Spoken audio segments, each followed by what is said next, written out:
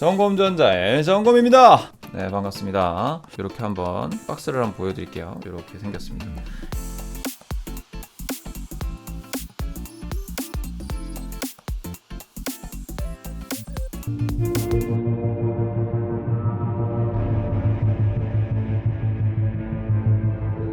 자, 이제 S10 플러스고요. 이제 요거 한번 개봉을 좀 잠깐 해보도록 하겠습니다. 1TB 제조 연월일 2019년 2월 방금 만들어진 아주 따끈따끈한 녀석입니다.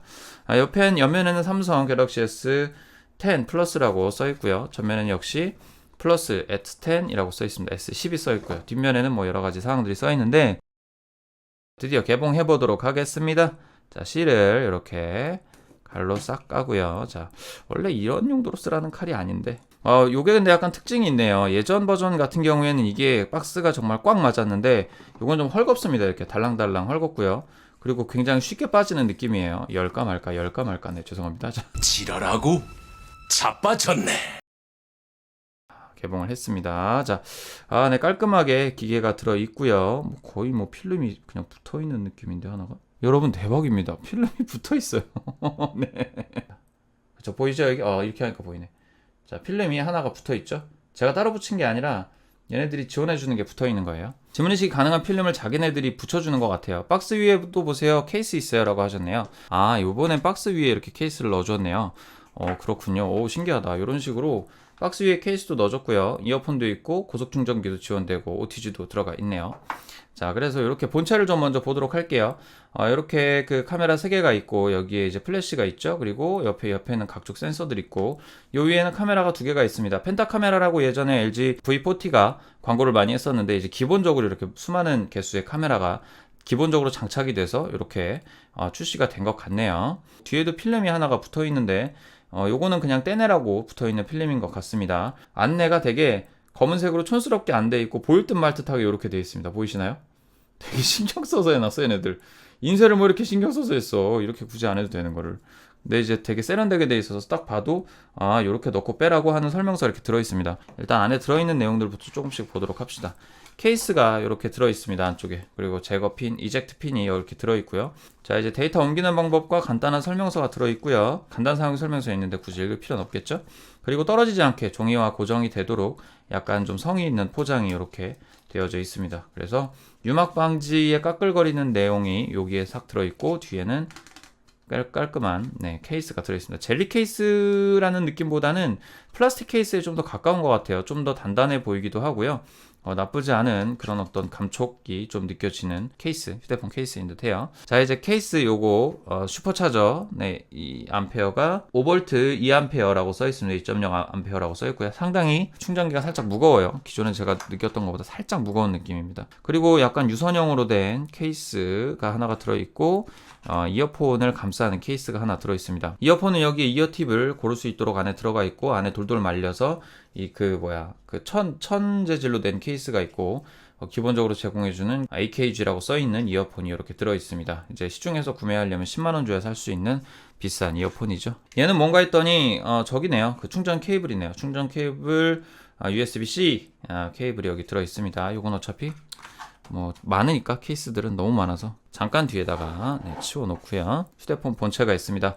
3.5파이 이어폰 단자 살아있고요. 하단에 USB-C 타입 있고 사운드 나오는 스피커 부분은 이렇게 여기에 세로로 그어져 있고 위에 이제 그 유심 꼽는 탭이 이렇게 들어있습니다. 얘는 상단 동영상 활용 2차 마이크네요. 그렇군요. 동영상 활용용 2차 마이크. 좋은 정보 감사합니다. 처음 이제 느껴지는 이미지는 굉장히 깔끔합니다. 사실 예전에 나왔던 휴대폰의 느낌들은 대부분 이쪽이 너무 블레이드하게 너무 얇게 느껴져서 그립감이 너무 안 좋았는데 사실 얘는 뒤에 옆부분이 예전 9버전보다 약간 두툼해 보이는 느낌이에요. 두께 자체가.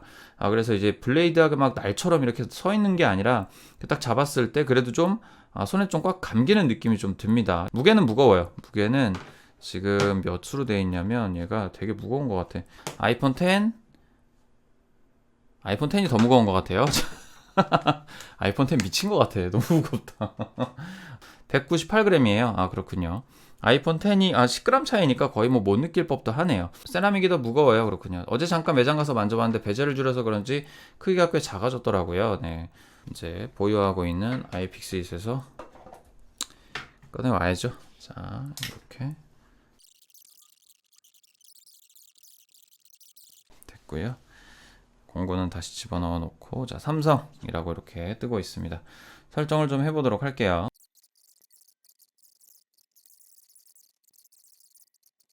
괜찮아, 설치하세요. 좋아요. 갤럭시 설정이 모두 끝났어요. 네, 완료가 되었다고 나오고 있네요.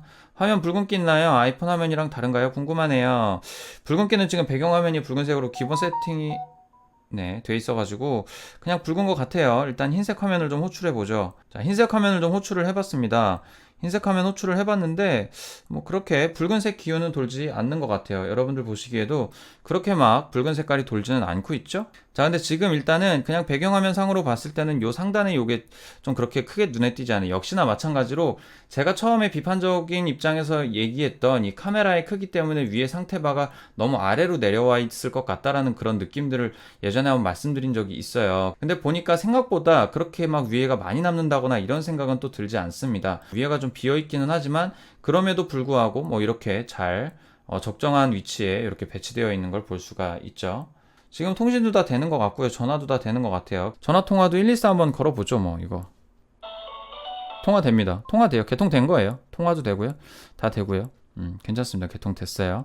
일단 처음 궁금한 거 지문인식을 좀 해봐야 됩니다. 온스크린 지문인식이다 보니까 지문인식이 어떻게 될지 궁금하더라고요. 그래서 지문인식을 좀 해보도록 할게요.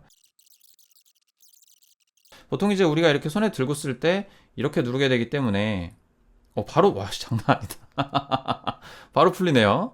대박이네요. 자, 봐봐요. 이 상태에서 그냥 검은색 화면에서 내가 대충 여기쯤이 센서가 있겠지 하고서 누르면 풀립니다. 너무 좋은데? 장난 아니다. 근데 속도가 좀 느린 건 느낌이 좀 있는 것 같아. 근데 타이밍이 좀 늦기는 해도 내가 오랫동안 열릴 때까지 굳이 안 누르고 있어도 돼요. 이렇게 되면 이제 메인 화면이 떠 있으면 하단에 이렇게 엄지 모양으로 여기다 대라는 표시가 나오는데 그냥 이렇게 검은색 화면에서 대기만 해도 풀려요. 한 번 누르면 이제 되고, 일치하지 않는데. 일치하지 않는다고. 요건 좀 인식률이 떨어지네. 완벽히 좋은 건 아니네요.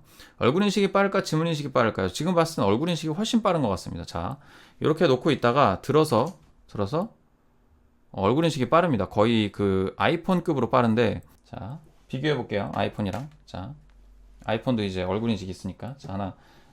저 왼손이 조금 문제가 있어가지고 제가. 자, 하나, 둘, 셋. 아이폰이 조금 더 빨랐습니다만은 짠! 아이폰이 좀 더 빠르네요. 자, 이제는 갤럭시를 보고 있겠습니다. 그래도 아이폰이 빠르다. 아이폰이 더 빠르네? 아이폰이 더 빠르네? 야, 대단하다. 아이폰 오진다. 아이폰 괜찮다. 갑자기 급 아이폰 칭찬. 전원 버튼 좀 너무 위에 있는 경향은 좀 있습니다. 자, 이렇게 비슷한데 얼굴 인식 면에 있어서는 네, 이렇게 되네요. 근데 홍채 인식이 없어졌네. 생각해보니까 센서 들어갈 자리가 없어서 빠졌는지 모르겠는데 홍채 인식은 사라졌네요. 일단은 그 잠금 인식 해제까지 일단 해봤고요. 지문 인식은 생각보다 좋진 않습니다. 근데 다만 좋은 점이라고 하면 이렇게 꺼져 있는 상태에서 그냥 지문 인식 센서가 대강 이쯤 위치에 있다 싶은 자리에 대면 지문이 정확히 가운데 위치해야 된다는 단점은 좀 있네요. 만약에 제가 아까 이런 방향으로 인식을 시켰거든요. 그럼 이렇게 한번 해볼까요? 풀리네요. 잘 풀리네요. 이건 방향은 상관없는 것 같습니다. 홀이 거슬리나요? 아니요. 전혀 거슬리지 않습니다. 홀이 거슬리는 것에 대해서 한번 실험을 해보려면 사실 유튜브를 보는 게 제일 편하죠. 자, 이렇게 보면 이제 기본적으로 화면을 채우려면 손가락을 모으세요. 이렇게 되어 있는데, 이렇게 하면 이제 그 이쪽 상단 구멍을 포함하면서 이렇게 안으면서 이렇게 들어가는데 다시 당기면 딱 적정하게 나옵니다. 근데 사실 이렇게 확대를 하게 되면 위아래 영역도 잘리는 부분이 되기 때문에 약간의 그러니까 영상에 소실이 있어요. 그래가지고 이렇게 저는 보통 이렇게 보거든요. 이렇게 보면 사실 양옆에 블랙 베젤이 있어도 그렇게 뭐 신경이 크게 쓰이는 편은 또 아니에요.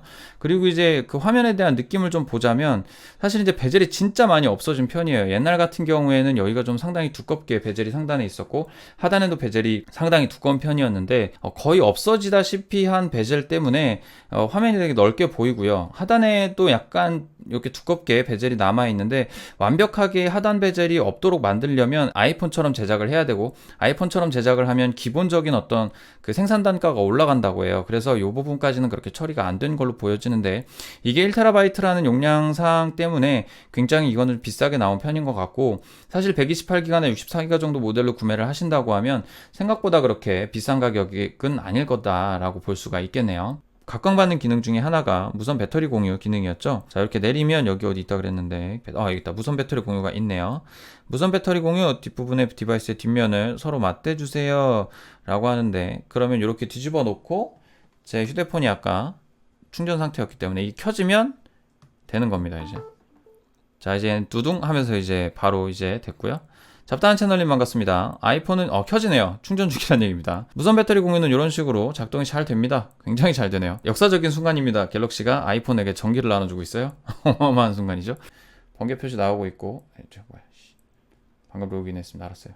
번개 표시 나오고 있고 이렇게 돼 있죠. 그리고 한번 뛰면 이렇게 되고 네, 배터리 충전 이렇게 또 됩니다.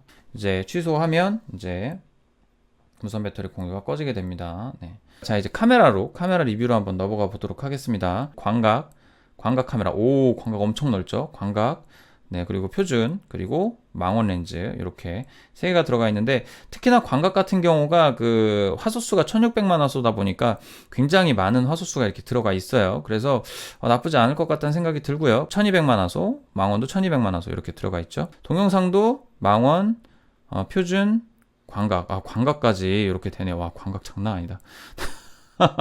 큰일 났네. 나 이거 휴대폰 이쪽으로 아예 그 아이폰 10 팔 수도 있겠는데요. 슈퍼스테디 정말 쩔던데요 라고 해주셨는데 요거는 사실 근데 이제 좀 돌아다니면서 한번 테스트를 좀 해봐야 될 것 같아요.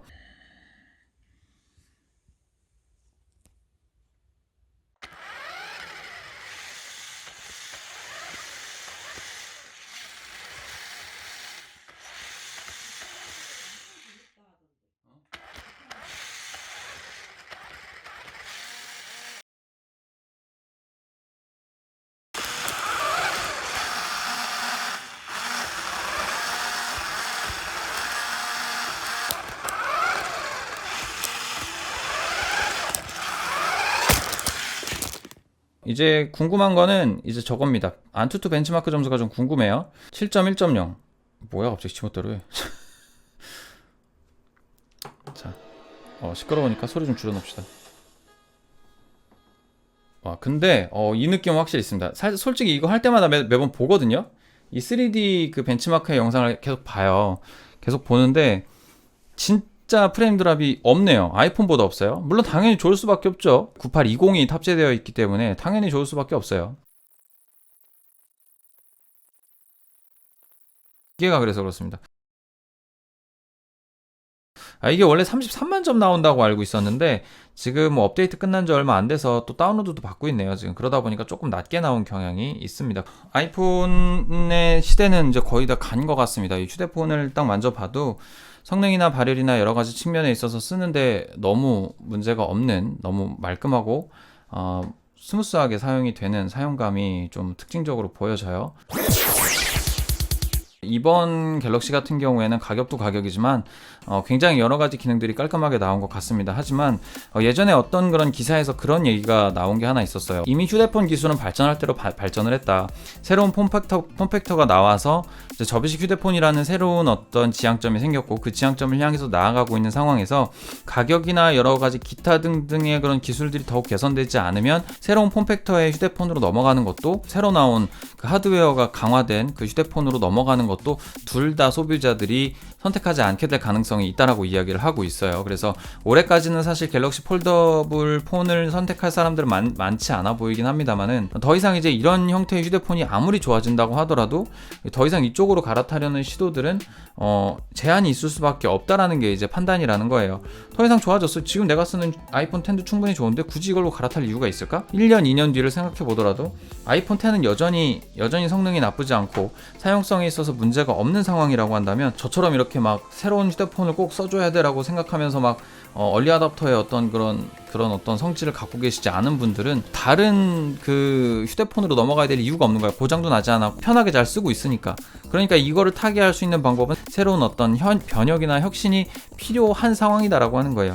그런 상황이 있어서 삼성이 지금은 뭐 접이식 휴대폰도 내놓고 잘 해 나가고 있는 건 맞습니다만, 그럼에도 불구하고 삼성 지금 갤럭시 S10 플러스는 나름대로 잘 나온 휴대폰이다 라고 평가할 수는 있겠지만, 그래도 내 9버전의 휴대폰이 잘 돌아가고 문제가 없다면 굳이 갈아탈 이유는 딱히 없을 수도 있겠다라는 생각이 좀 드는 거예요. 그렇기 때문에 지금 어떻게 보면 이 그 폴더블 휴대폰이 굉장히 큰 시장의 변혁을 갖고 올 것이고 분위기를 바꿔놓을 것이다라는 생각이 좀 들기는 합니다. 만져본 결과 굉장히 좋아요. 굉장히 좋고 다소 인식면에 있어서는 아이폰에 비해서 조금 느린 면은 있지만, 그럼에도 불구하고 신경 쓰이거나 이거 왜 이렇게 느려, 왜 이렇게 나빠, 이렇게 말할 만한 수준은 아니고요. 지문 인식도 마찬가지로 오 인식률이 조금은 있긴 있습니다만 그것도 역시 신경 쓸 만한 포인트는 아니라는 겁니다. 왜냐면 이 안면 인식이 워낙에 좋게 나왔기 때문에 그냥 이렇게 놓고 있다가 땅에 내려놓고 있다가 들면 바로 풀리니까요. 바로 풀리니까 굉장히 좋은 편에 속한다고 볼 수 있겠습니다. 여기까지 점검전자의 점검이었으면 다음에 또 만나요. 안녕.